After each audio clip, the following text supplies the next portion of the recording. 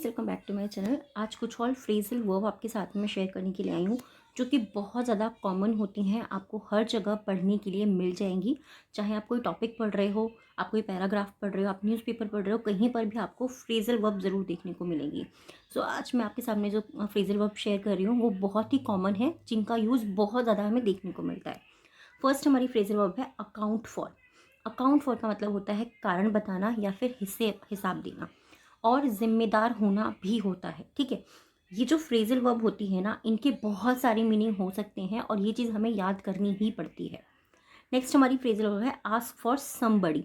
Ask for somebody, इसका मतलब है मिलने या बात करने के लिए संवाद देना। ओके, मिलने या बात करने के लिए संवाद देना।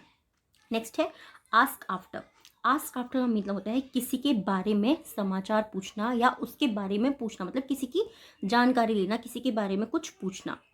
आस्क इन, अंदर बुलाना। आस्क इन, अंदर बुलाना। जैसे आपके कैबिन के कोई बाहर है या कोई घर के बाहर है, तो सिंपली बोल सकते हैं आस्क इन, यानी कि अंदर बुलाने के लिए। नेक्स्ट जो फ्रेजल वर्ब है वो है आंसर बैक। आंसर बैक का मतलब होता है मुंह लगे जवाब देना, यानी कि तुरंत जवाब देना। आंसर बैक करना यानी कि तुरंत जवाब देना। जैसे कि मैंने आपसे कुछ पूछा और तुरंत मुझे जवाब मिल गया, आंसर बैक।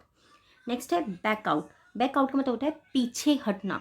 कोई आप काम कर रहे हो, आपको कोई जॉब दी गई हुई है करने के लिए, उससे पीछे हटना यानी कि बैक आउट करना, उस चीज़ के लिए मना कर देना, बैक आउट करना।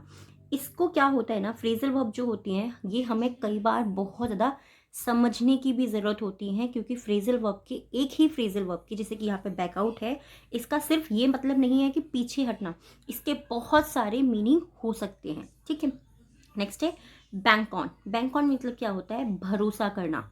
बैंक ऑन, भरोसा करना। नेक्स्ट है बेयर आउट। बेयर आउट का मतलब होता है साथ देना या फिर समर्थन देना। साथ देना और समर्थन देना। नेक्स्ट जो हमारी फ्रेजल वर्ब है सिंपल, वो है बीट अप। बीट अप का मतलब होता है खूब पीटना। खूब ज़्यादा जब पीटा जाता है तब वहाँ पर बोला जाता है beat up. Beat up means खूब पीटना। नेक्स्ट है blow out. Blow out means फूंक मारकर बुझाना या फूंक कर बुझाना। ठीक है, जैसे कि कैंडल केक के ऊपर जो लगी होती है, हम लोग उसको बुझाते हैं तो हम बोलते हैं ब्लो आउट, यानी कि उसे फूंक मारकर बुझाना। Call of. कॉल ऑफ, इसका मतलब क्या हुआ, समाप्त करना या फिर वापस लेना। ठीक है, समाप्त करना और वापस लेना, दोनों ही ये जो वर्ड्स हैं हमारे अलग अलग जगह पर यूज़ होते हैं। दोनों का मीनिंग आप देख सकते हैं, समाप्त करना या वापस लेना एक जैसा नहीं हो सकता है, बट बहुत सारी जगह पर इनका मीनिंग सेम भी हो सकता है। इसीलिए हमें जो फ्रेजल वर्ब होती हैं इनको याद करना बहुत ज़रूरी हो जाता है। नेक्स्ट है कॉल अप। कॉल अप का मतलब होता है याद करना या फिर किसी को टेलीफोन करना। यहाँ पर इसको समझने की ज़रूरत है, कॉल अप का मतलब क्या हो गया, याद करना। ठीक है, कॉल अप याद करना, और याद करके ही किसी को फ़ोन किया जा रहा है, तो यहाँ पर इन दोनों का मीनिंग हम सेम निकाल सकते हैं। ये चीज़ मैं आपको हमेशा बोलती हूँ, कई बार बहुत सारी ऐसी चीज़ें होती हैं जिन्हें हमें समझ करके जब हम पढ़ते हैं तो वो लॉन्ग टाइम के लिए हमारे माइंड में बैठ जाती हैं। नेक्स्ट है call on.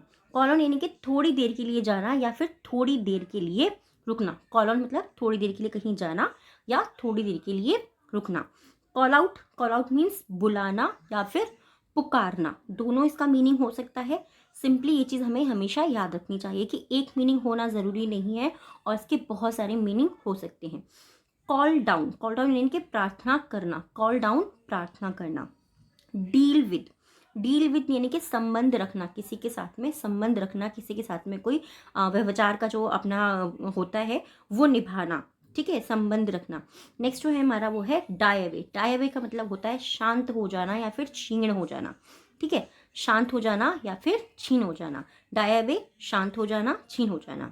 Die for. Die for का मतलब होता है गहरी इच्छा या चाह रखना, यानी कि एक बहुत, कि मैं ना ये अपने जीवन में ये चीज़ करना चाहता हूँ। जब हम किसी कहते हैं मैं डाई फॉर हूँ इस चीज़ के लिए, यानी कि ये मेरी बहुत गहरी इच्छा है कि मुझे ये चीज़ करनी है, वहाँ पर हम डाई फॉर को यूज़ करते हैं। नेक्स्ट है डाई ऑफ। डाई ऑफ यानी कि एक एक कर मरना, कि मेरी जो इच्छा है ना वो धीरे धीरे करके मरती जा रही है। कई बार हम ऐसा बोलते हैं ना कि मेरी इच्छा यार मरती जा रही है, ये चीज़ ना मैं कर नहीं पा रहा, ये चीज़ मुझसे हो नहीं पा रही, वहाँ पर हम डाई ऑफ का यूज़ कर सकते हैं। नेक्स्ट और लास्ट है इस वीडियो का डिग आउट। डिग आउट का मतलब होता है खोद कर निकालना। अब देखिए ये चीज़ समझ लीजिए, अब डिग आउट का मतलब हो गया खोद कर निकाला, हम इसको क्या समझेंगे कि किसी चीज़ को ज़मीन से खोद कर निकालना, बट ये जो फ्रेजल वर्ब है ना, इसको बहुत सारी कि पुरानी बातों को खोद कर निकालना, पुरानी जो चीज़ें हैं उनको डिग आउट करना, उनको खोद कर निकालना, उस सेंस में भी इसको यूज़ किया जा सकता है। और फ्रेजल वर्ब जो है ना वो बहुत ही ज़्यादा इम्पॉर्टेंट होती हैं, बहुत इम्पॉर्टेंट होती हैं। इसीलिए फ्रेजल वर्ब हमें याद करते रहना चाहिए। अगर हमसे याद नहीं होती हैं तो उनको रिपीट करते रहना चाहिए, उनको देखते रहना चाहिए, उनको पढ़ते रहना चाहिए, क्योंकि ये बहुत इंपॉर्टेंट होती हैं और इनके अलग अलग मीनिंग हो सकते हैं। आई होप ये जो 20 वर्ड मीनिंग फ्रेजल वर्ब मैंने आपके साथ में शेयर करी हैं आपके लिए ज़रूर हेल्पफुल रहेंगी।